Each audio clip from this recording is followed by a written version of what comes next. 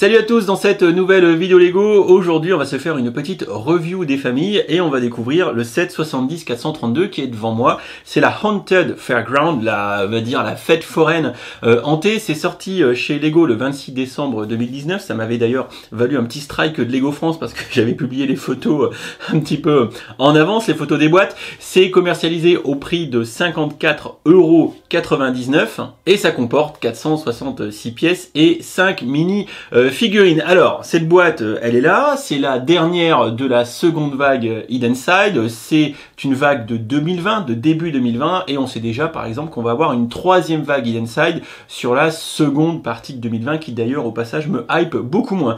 Donc ici, c'est le set le plus cher.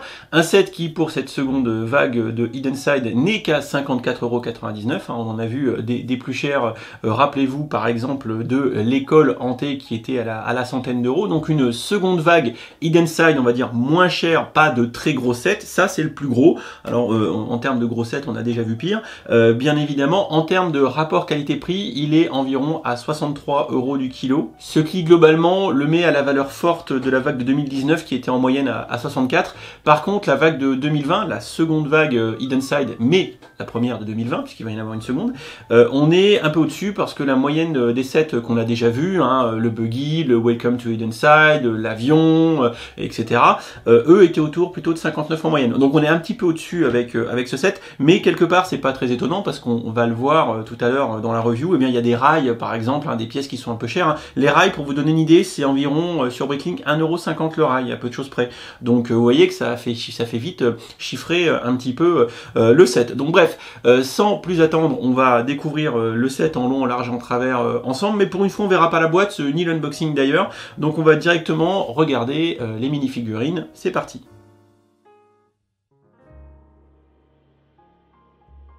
On commence donc cette review avec les figurines qui sont au nombre de 5, dont certaines qui nous sont quand même assez familières pour les fans de la gamme Hidden Side. Avec honneur aux dames, Parker L. Jackson qui est ici, alors qu'on connaît bien, puisque effectivement vu qu'on est dans le dernier set, eh bien on a déjà vu cette figurine à moult reprises. Il n'y a pas de souci, aussi bien en 2019 qu'en 2020. Bon, ça nous empêchera pas d'apprécier les imprimés sur sa tenue dans le dos comme ici, ou sur la face avant avec sa petite veste en jean et toujours son petit collier avec le P de Parker, c'est le tout de beauté. Bon, vous avez remarqué qu'elle a toujours deux visages, mais toujours, ce qui est intéressant dans cette gamme, c'est les pièces en dual molded, avec ici du coup sa chevelure avec le casque intégré, et ça c'est vraiment très joli. Toujours, honneur aux dames, on voit ici la figurine de G.E.B., la scientifique farfelue de la gamme, qui est magnifique, de toute beauté même je dirais. Alors, jambes, torse et coiffure d'ailleurs en dual molded également, qu'on a déjà vu au gré de la gamme, un G.E.B. qui n'apparaît pas forcément beaucoup dans la gamme, et c'est d'ailleurs sa seule apparition de 2020. Petite nouveauté quand même dans ce set, une tête exclusive avec un très beau sourire complètement béat ici, et de l'autre côté une tête en mode blasé au possible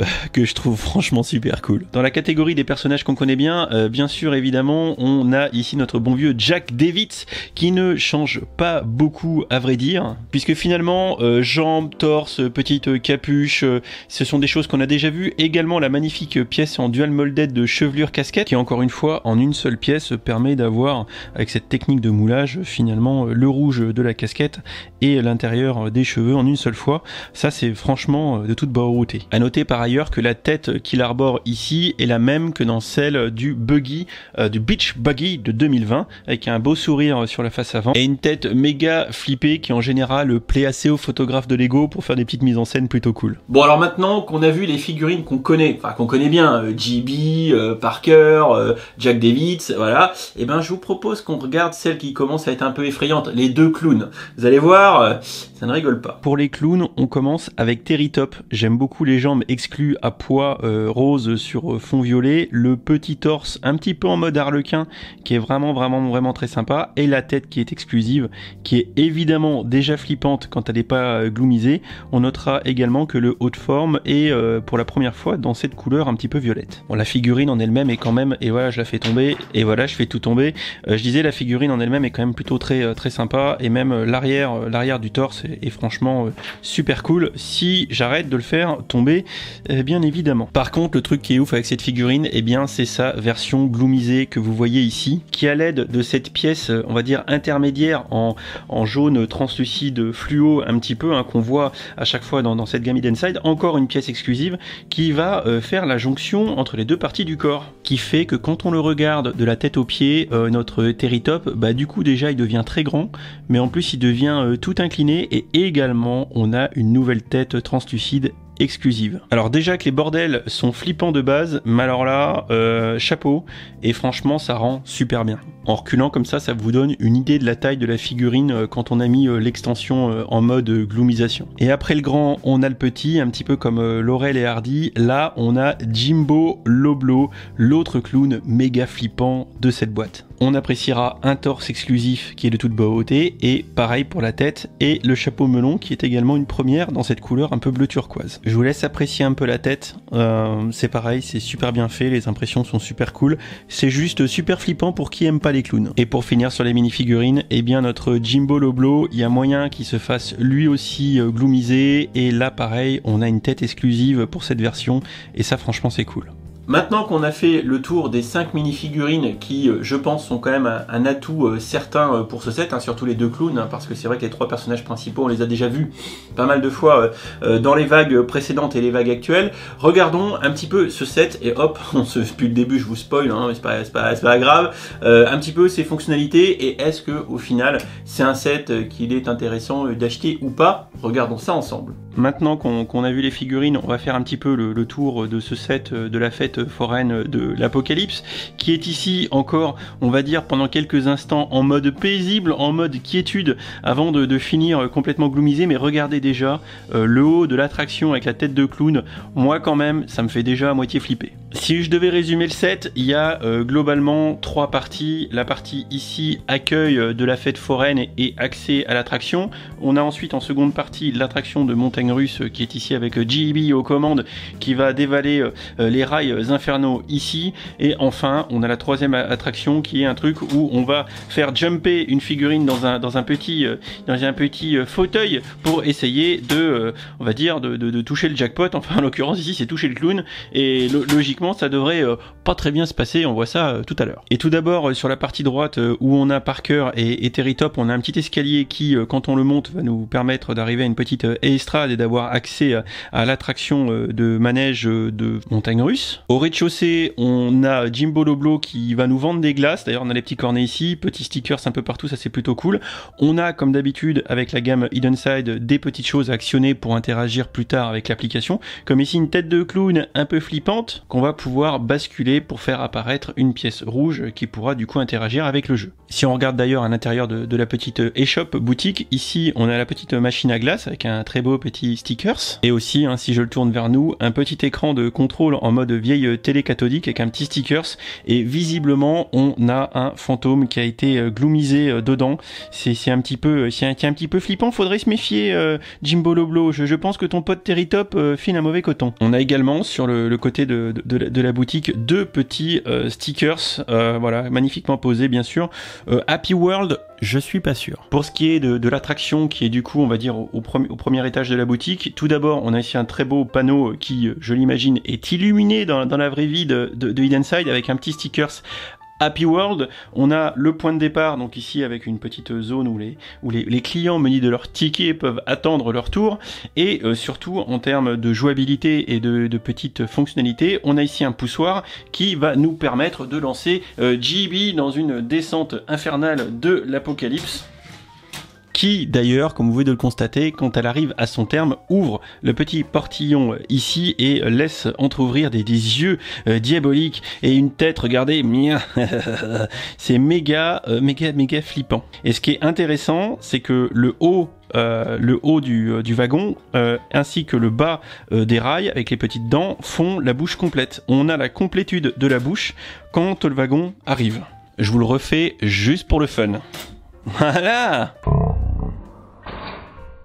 Je sais pas comment JB est fait pour être heureuse dans une pareille situation. On appréciera d'ailleurs la petite langue du monstre, il y a du détail. On a d'ailleurs ici aussi de la petite fonctionnalité pour interagir avec l'application, puisque là on a une espèce de panneau de contrôle avec un beau stickers, et quand on le bascule, ça va libérer une tilde 2x2 jaune pour interagir avec l'application. Dans le même style, pour interagir avec l'application, on a toujours la molette qui nous permet de choisir la couleur pour notre radar à agglomisation, et d'ailleurs les deux tiles biseautés de 2x2 ont les mêmes stickers que d'habitude. Celui qui présente un espèce de vue-mètre tout bizarre, et le second avec un petit radar pour détecter nos fantômes.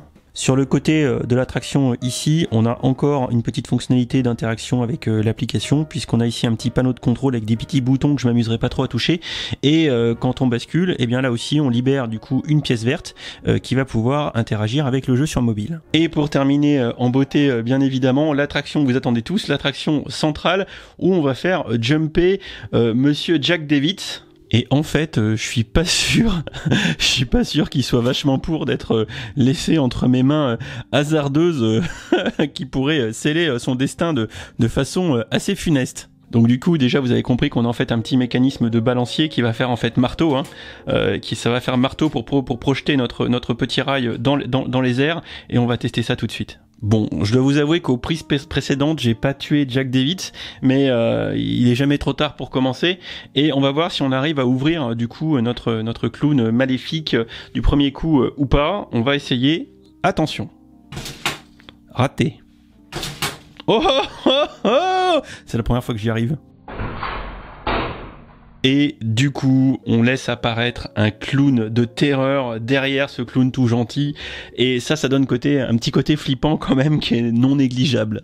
Voilà pour ce petit tour grosso merdo de ce set, On a fait ça un petit peu à la cool. J'ai certainement pas raté quelques petits éléments, mais je vous propose du coup de passer à la conclusion. Bon alors pour conclure, déjà je suis assez content de moi d'avoir réussi à envoyer monsieur Jack Davis en l'air du putain, allez, là j'y arrive plus du premier coup. Bon, c'est parce que je suis à l'envers aussi N'a rien vu. D'ailleurs, j'ai oublié de vous parler des pièces de wagon qui sont des pièces spécifiques qui permettent de s'accrocher par le dessous au rail. Il y a un petit clip comme ça. Et d'ailleurs, il y a un petit clip devant et il y a un petit clip derrière qui permettent par exemple, et c'est vrai que j'aurais dû le montrer, idiot que je suis, d'assembler par exemple les deux wagons entre eux comme ça. On peut d'ailleurs, voilà, faut juste forcer un petit peu. Voilà, c'est...